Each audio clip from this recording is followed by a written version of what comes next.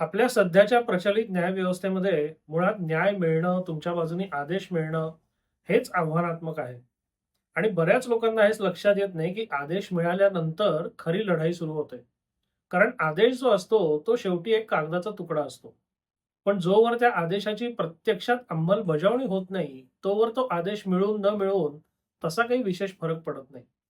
पण आजही आपल्याकडे एखादा न्याय निर्णय, एखादा जजमेंट किंवा एखादा आदेश झाला, की त्याची अंमलबजावणी करून घेणं हे अगदी अशक्य नसलं तरी कर्म कठीण काम आहे. त्यामध्ये लोकांची वर्षानुवर्ष जातात. मग त्याच्यात अपील आलं, अपीलातले स्टे आले, मग दरखास्त दाखल केली की त्याला घेण्यात आलेल्या हरकती आल्या.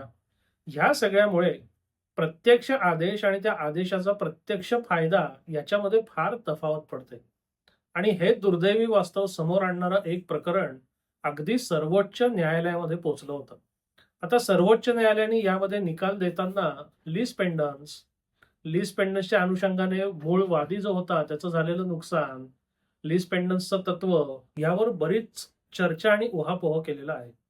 तर सर्वोच्च न्यायालय आपल्या निकालात काय म्हणतं ते आपण थोडक्यात बघूया. हे जे प्रकरण होतं ते फार जुनं होतं आणि यातला जो प्रतिवादी होता तो अपिलांवर अपील करत करत करत सर्वोच्च न्यायालयापर्यंत पोहोचला होता. जर अपीलकर्त्यांचा युक्तिवाद मान्य केला तर तो मालमत्ता हस्तांतरण कायद्यामधील कलम 52च्या उद्देशालाच हरताळ फासेल. यामुळे अंमलबजावणी न्यायालय डिक्रीच्या म्हणजे निकालाच्या पलीकडे जाईल, जे कायद्याने मान्य करता येणार नाही. या प्रकरणातील अपीलकर्त्यांसारखा हस्तांतरी म्हणजे ट्रान्सफरी हा डिक्रीच्या अधीन असतो. दुसऱ्या शब्दात तो दिवाणी न्यायालयाच्या अंतिम निकालाला बांधील असतो. मालमत्ता हस्तांतरण कायदा कलम, स्पेसिफिक रिलीफ ऍक्ट, मालमत्ता हस्तांतरण कायदा कलम 52, स्पेसिफिक रिलीफ ऍक्ट कलम 19, सीपीसीचा कलम 47, ऑर्डर 21, नियम 97, 98, 108, 101 यांचा एकत्रित विचार केला असता हे स्पष्ट होतं की प्रलंबित खटल्यादरम्यान मालमत्ता घेणाऱ्या व्यक्तीचा हक्क अंतिम निकाल किंवा डिक्रीपेक्षा वरचढ ठरू शकत नाही. तो त्या निकालाच्या अधीन असतो आणि त्याला त्या डिक्रीचं पालन करणं हे बंधनकारक असतं. या तत्वाचं स्पष्टीकरण करताना असं नमूद केलं आहे, एखादी याचिका प्रलंबित असताना कोणतीही नवीन बाब निर्माण करता येत नाही आणि जर काही नवीन निर्माण झालं तर ते अंतिम निकालाच्या अधीन राहतं, ज्याला लीज पेंडन्स म्हणतात. आता लीज पेंडन्स या तत्वासाठी खालील अटी पूर्ण होणं आवश्यक आहे. एक, एखादा खटला किंवा कार्यवाही प्रलंबित असणं आवश्यक आहे. 2, तो खटला सक्षम न्यायालयात प्रलंबित असणं आवश्यक आहे. 3, तो खटला संगनमताने दाखल केलेला नसावा. 4, त्या खटल्यात स्थावर मालमत्तेचा हक्क थेट आणि स्पष्टपणे मुद्दा म्हणून उपस्थित झालेला असावा. 5, त्या वादातील पक्षकारानेच मालमत्तेचे हस्तांतरण केलेले असावे. आणि 6, त्या हस्तांतरणामुळे पक्षकाराच्या हक्कावर परिणाम होत असावा. हे सगळे घटक जर असतील तर लीज पेंडन्स लागू होतं. खटला किंवा कार्यवाही प्रलंबित असल्याची नोंदणी करण्याची गरज ही तृतीय पक्षाला अनावश्यक त्रास होऊ नये यासाठी आहे. म्हणजे रजिस्टर ऑफ लीज पेंडन्स जे आहे त्याबद्दल, ज्याने योग्य तपासणी करून प्रामाणिकपणे मालमत्ता विकत घेतली असेल आणि ती कोणत्याही बोजापासून मुक्त असल्याचा समज ठेवला असेल, त्यांना या रजिस्ट्रेशनचा फायदा होऊ शकतो. तथापि या नियमाचा तांत्रिक वापर करता येणार नाही. कारण जर असं ठरवलं की नोंदणी नसेल तर लीज पेंडन्स लागू होणार नाही, तर प्रक्रियात्मक त्रुटींचा गैरफायदा घेतला जाईल आणि एकंदर सगळ्या प्रक्रियेची जी कार्यक्षमता आहे ती धोक्यात येईल. स्पेसिफिक रिलीफ ऍक्ट कलम 19 अंतर्गत संरक्षण मिळवण्यासाठी खरेदीदारांनी पुढील गोष्टी सिद्ध करणं आवश्यक आहे. 1, मोबदला देऊन मालमत्ता खरेदी केलेली असणं. 2, ती प्रामाणिकपणे खरेदी केलेली असणं. आणि 3, पूर्वीच्या कराराची माहिती नसावी.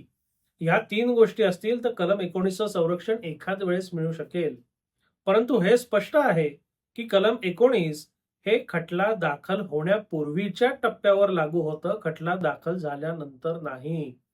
वरीलप्रमाणे एखाद्या करारातील पक्षकाराला नंतरच्या हस्तांतरणामुळे नुकसान झाल्यास कलम 19 लागू होऊ शकते. मात्र एखादा खटला दाखल झाल्यानंतर जर मालमत्तेचे हस्तांतरण होत असेल तर कलम 19 मागे पडते आणि मालमत्ता हस्तांतरण कायदा कलम 52 लागू होतं, ज्यामुळे लीज पेंडन्सचं तत्व अंमलात येतं. सदर प्रकरणात अपीलकर्ते हे नंतरचे खरेदीदार असल्यामुळे त्यांचे हक्क निकाल आणि डिक्री धारकांच्या हक्कांच्या अधीन आहेत, हे अगदी स्पष्ट आहे. सुनावणी कोर्टाच्या निर्णयानंतर आणि कोर्ट कमिशनरने खरेदी खत केल्यानंतर प्रतिवादी एक डिक्री धारक याला वैध मालकी हक्क प्राप्त झालेला आहे. सदर प्रकरणात मालमत्तेचे हस्तांतरण हे खटला प्रलंबित असताना झालेले आहे. त्यामुळे कलम 52 अंतर्गत लीज पेंडन्सचं तत्व पूर्णपणे लागू होते.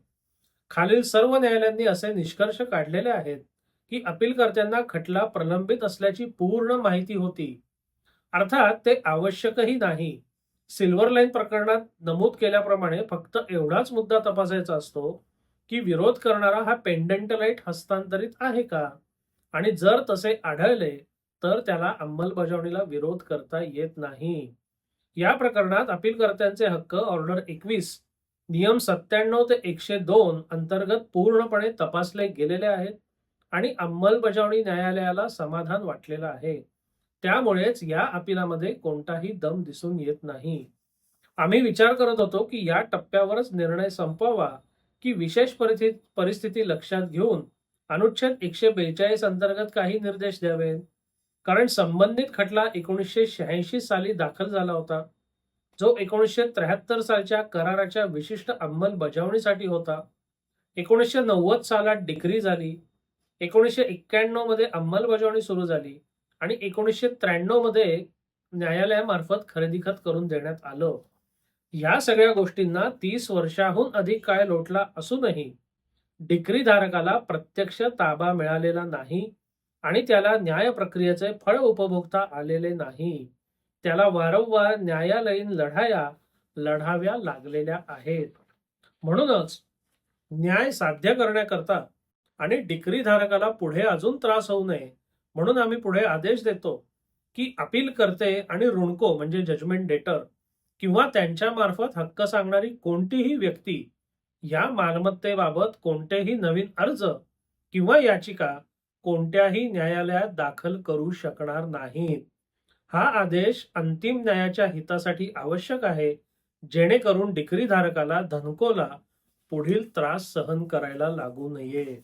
म्हणजे पुढील त्रास सहन करायला लागू नये हे जे अंतिम आदेश सर्वोच्च न्यायालयाचा आला, जो आत्ता आलेला आहे, त्याची सुरुवात जर आपण बघितली तर खटला दाखल झाला होता 1986 साली.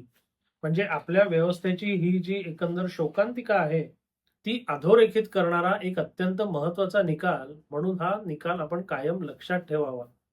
आणि कोणत्याही कायदेशीर कारवाईला सुरुवात करताना किंवा सामोरं जाताना आपल्या या व्यवस्थेमधले जे दोष आहेत, आपल्या ज्या व्यवस्थेमधली आव्हानं आहेत, त्याची पुरेपूर कल्पना आपल्याला असणं गरजेचं आहे. आपण एखाद्या न्यायालयात किंवा सुनावणी न्यायालयात दावा दाखल केला, दावा जिंकलो म्हणजे सगळं संपलं, असं बरेचदा होत नाही.